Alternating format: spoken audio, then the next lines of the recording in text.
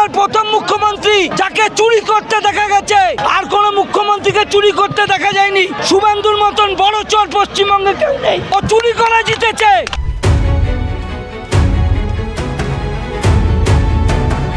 কিন্তু শুভেন্দু অধিকারী বলছেন যে সবার ফাইল খোলা হবে, তাহলে উনি আগে ওনার নারদার ফাইলটা খুলছেন না কেন? ওনাকে স্বচক্ষে টাকা নিতে দেখা গেছে, উনি ওনার ফাইলটা করুক। আমরা দুধকলা দিয়ে কালসাপ পুষেছিলাম, দুধকলা দিয়ে কালসাপ পোষা হয়েছিল ঋতব্রত বন্দ্যোপাধ্যায়, তার ফল এখন মমতা ব্যানার্জি। আমি বিজেপির দালালদের সাথে ঝগড়া করব না। ভোট চোর, বিজেপি হচ্ছে ভোট চোর। ওনার কথাই শ্রমিক ভট্টাচার্য বোধহয় যখন বলছিলেন ভালো তৃণমূল, মনে হয় ঋতব্রতর কথাই বলছিলেন। ঋতব্রতদার উদ্দেশ্যে একটা কথাই বলবো যে ঋতব্রতদা যদি মনে করেন যে তারা 4-5 জনকে নিয়ে, গুটি কয়েকজনকে নিয়ে তার পরবর্তীতে তৃণমূল কংগ্রেস গড়বেন নিজের মতো, এইভাবে যে বেকার হকারদের উচ্ছেদ করা হচ্ছে, একটা পরিবারের 4 জন করে জড়িত, আজকে তারা আত্মউন্নয়নের পথ বেছে নিচ্ছে, এর দায়িত্ব কে নেবে? আমাদের এখানে বিজেপি এসেই বুলডোজার জাস্টিস দিতে আরম্ভ করেছে মানুষকে, এবং মানুষ এবার বুঝতে পারবে কাদেরকে নিয়ে এসছে আমাদের রাজ্যে।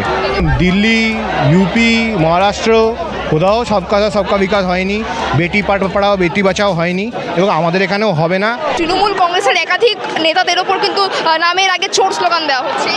দেখুন, আমাদের একটাই কথা, আপনার কাছে যে এতগুলো বিধানচন্দ্র রায়, অতুল্য ঘোষ, জ্যোতিবাবু, বুদ্ধদেব ভট্টাচার্য, মমতা ব্যানার্জি, এই যে যারা ছিল তাদের আগে কোনো চোর বদনাম আছে? তারা কোনো কারাপশনের সঙ্গে জড়িত? কিন্তু শুভেন্দু অধিকারী বলছেন যে সবার ফাইল খোলা হবে, তাহলে উনি আগে ওনার নারদার ফাইলটা খুলছেন না কেন? ওনাকে স্বচক্ষে টাকা নিতে দেখা গেছে, উনি ওনার ফাইলটা করুক। প্রধানমন্ত্রী তো নিজে বলেছে বা ভাই বা, চোর হ্যায় চোর হ্যায়, সেই শুভেন্দু অধিকারীকে আজকে গলায় জড়িয়ে ধরে, এটা কোন ধরনের গণতন্ত্র? আর যারা অন্যায় করেছে তৃণমূল থেকে তাদের গ্রেপ্তার, তাদের সঙ্গে আমাদের কোনো যোগাযোগ। কিন্তু মমতা ব্যানার্জি সততার প্রতীক এখনো মমতা বন্দ্যোপাধ্যায়। মমতা বন্দ্যোপাধ্যায় ছাড়া সবাই না, সবাই না, যারা অন্যায় করেছে অন্যায়। শুনুন, একটা সংসারে 10 জন থাকলে একজন খারাপ থাকবেই, সে হাতের 5 আঙুল সমান, সেটা মেনে নিতে হবে। ঋতব্রত বন্দ্যোপাধ্যায় নতুন দল করবেন বলছেন। শুনুন, আমরা দুধকলা দিয়ে কালসাপ পুষেছিলাম, দুধকলা দিয়ে কালসাপ পোষা হয়েছিল ঋতব্রত বন্দ্যোপাধ্যায়, তার ফল এখন মমতা ব্যানার্জি। মমতা বন্দ্যোপাধ্যায় হচ্ছে মানবিক মুখ্যমন্ত্রী, মমতা বন্দ্যোপাধ্যায় মানবিক মুখ্যমন্ত্রী। আজকে লক্ষ্মী ভাণ্ডার, অন্নপূর্ণ ভাণ্ডার কজন পাবে আমরাও দেখব, এটা পুরো ভাওতা। লাডলি বাহিনা কেউ পেয়েছে? দিল্লিতে রেখা গুপ্ত কী বলছে, এগুলো কিছু ছিল না। বিহারে বাড়িঘর ভেঙে বুলডোজার চালানো হচ্ছে, 10,000 টাকা করে দেওয়া হয়েছিল, সেই টাকা কোথায়? সে জবাবটাকে কোথায় দেবে? এইভাবে যে বেকার হকারদের উচ্ছেদ করা হচ্ছে, একটা পরিবারের 4 জন করে জড়িত, আজকে তারা আত্মউন্নয়নের পথ বেছে নিচ্ছে, এর দায়িত্ব কে নেবে? এর দায়িত্ব কে নেবে? মানুষের রাস্তাঘাট, জল আলো নিয়ে তো কোনো সমস্যা ছিল না।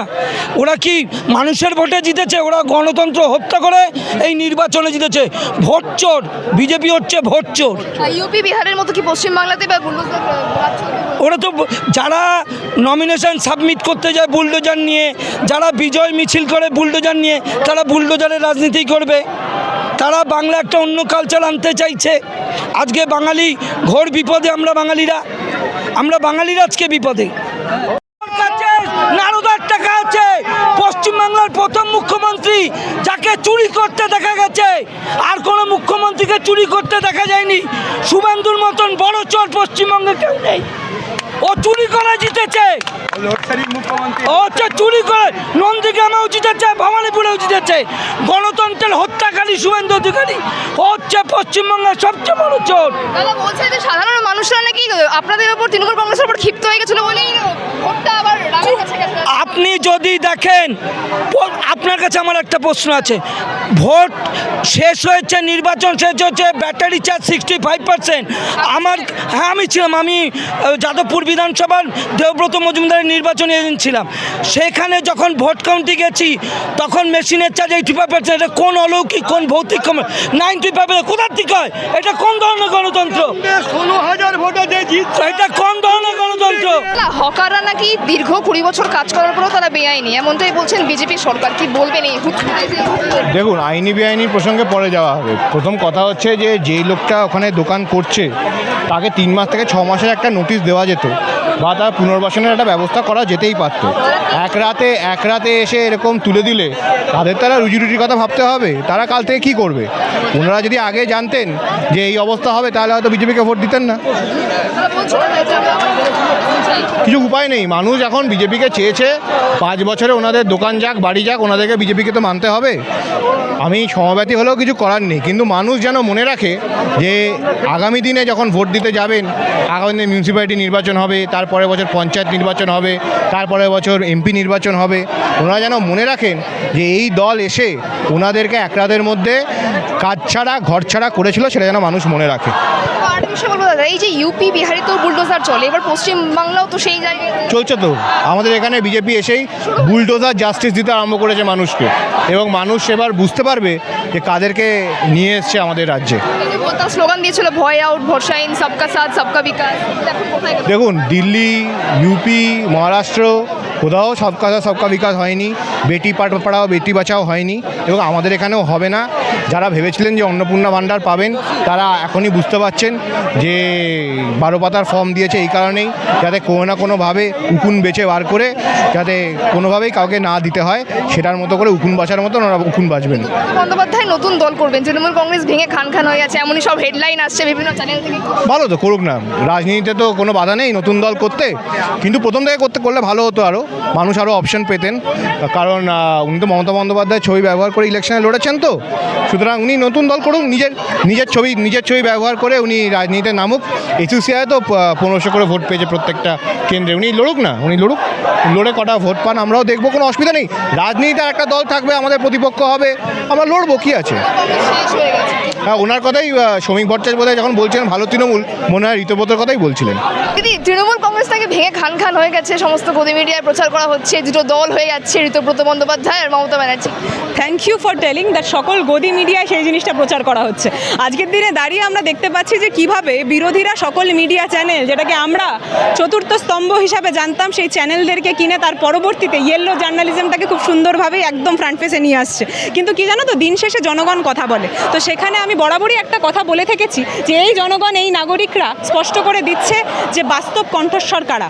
আজকের দিনে দাঁড়িয়ে এদের সকলের কণ্ঠস্বরে যেইভাবে তীব্রভাবে জয় বাংলাটা উঠে আসছে, সেটা কি স্পষ্ট করে দিচ্ছে না যে মমতা বন্দ্যোপাধ্যায় সকলের হৃদয়ে বাস করে? এই প্রশ্নটা আমাকে তুমি করো না, এই প্রশ্নটা এখানে উপস্থিত যে কোনো মানুষকে তুমি করো, সকলের উত্তর এটাই আসবে। এটা কি সত্যি তৃণমূল কংগ্রেস ভেঙে গেছে? আর বিরোধীদের স্বপ্নে, তৃণমূল কংগ্রেসের যারা বিরোধীদের রয়েছে তাদের স্বপ্নে তৃণমূল কংগ্রেস হয়তো ভেঙে গেছে। ঋতব্রত বন্দ্যোপাধ্যায়ের উদ্দেশ্যে কি? ঋতব্রতদার উদ্দেশ্যে একটা কথাই বলবো যে ঋতব্রতদা যদি মনে করেন যে তারা 4-5 জনকে নিয়ে, গুটি কয়েকজনকে নিয়ে তার পরবর্তীতে তৃণমূল কংগ্রেস গড়বেন নিজের মতো, ওনাদের কথা থেকেই একটা কথা স্পষ্ট করতে চাই যে এই কথাটা আমরা বরাবরই শুনে এসেছি যে তৃণমূলে নাকি একটাই পোস্ট। আমরা বরাবরই একটা কথা বলি, মমতা বন্দ্যোপাধ্যায় মানে তৃণমূল, তৃণমূল মানে মমতা বন্দ্যোপাধ্যায়। অভিষেক দা তো রয়েছে, অভিষেক দা তো নিজেই বলেন যে আমার নেত্রী মমতা বন্দ্যোপাধ্যায়। আমি তো অভিষেক বন্দ্যোপাধ্যায়ের সৈনিক, আমি সেখান থেকে বলছি আমার নেত্রী মমতা বন্দ্যোপাধ্যায়। তো সেখানে যখন এই কথাটা বলছি, সেখানে আমি স্পষ্টভাবে একটা কথাই বলতে চাই যে বিরোধীরা যতই চেষ্টা করুক না কেন, শুনলাম যে অনেককে পয়সার লোভ দেওয়া হয়েছে, অনেককে তাদের জীবনের ভয় দেখানো হয়েছে, অনেককে অনেক ভয় দেখানো হয়েছে, কিন্তু সব কিছু ছেড়েও দিদি যেই কথাটা বলেছেন যে নেতারা ভয় পেতে পারেন, কর্মীরা ভয় পান না, এটা তো প্রতিবাদ করছি। কারণ কারোর চোখের জল দিয়ে কেউ যদি নিজেদের মঞ্চ বানানোর চেষ্টা করে, আমি স্পষ্টভাবে বলতে চাই সেখানে কিন্তু কোনো মঞ্চ করে উঠবে না। বুলডোজার রাজ বাংলার মাটি গ্রহণ করে না, এবং সেখান থেকে স্পষ্টভাবে আবারও বলছি যে বুলডোজার রাজ দিয়ে যারা বাংলাকে শাসন করার চেষ্টা করবে, সেই বাংলা, বাঙালি এবং সকলেই কিন্তু স্পষ্ট করে দেবে যে এই জিনিসটা এই বাংলার মাটিতে গৃহীত নয়।